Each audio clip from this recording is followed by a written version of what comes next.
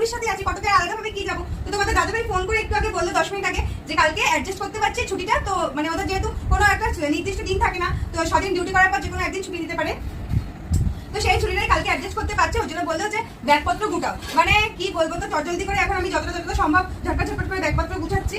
আর আমি কোথাও ঘুরতে গেলে না বেশি কিছু জিনিস নেওয়া পছন্দ করি না, যতটা সম্ভব একদম অল্প স্বল্প জিনিস নিতেই পছন্দ করি। কারণ জিনিস নিয়ে যাবো টেনে কষ্ট করে, আবার এসে সেগুলো ধোয়া পাকলা করতে হয়। সেই জন্য আমি ঘুরতে গেলে একদমই কম কম জিনিস নেওয়ার চেষ্টা করি। তো তাড়াতাড়ি করে আমি এখন ব্যাগটা গুছিয়ে নিই, তারপর আবার তোমাদের সাথে কোথায় যাচ্ছি না যাচ্ছি সেটা একদমই অবশ্যই দেখাবো যে কোথায় যাচ্ছি। সেটার জন্য পুরো ভিডিওটা দেখতে হবে, একদমই স্কিপ করা যাবে না। তো চটজলদি করে হুটোপাটা করে আমরা এখন কোথায় বেরোচ্ছি রাতের বেলায়, তো সেটা তো দেখতেই হবে, ভিডিওটা দেখতে থাকো।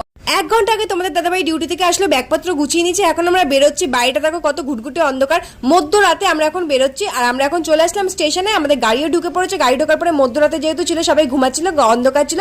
সকালবেলা আমরা উঠে পড়েছি, এখন নেমে গেছি। জয় জগন্নাথ।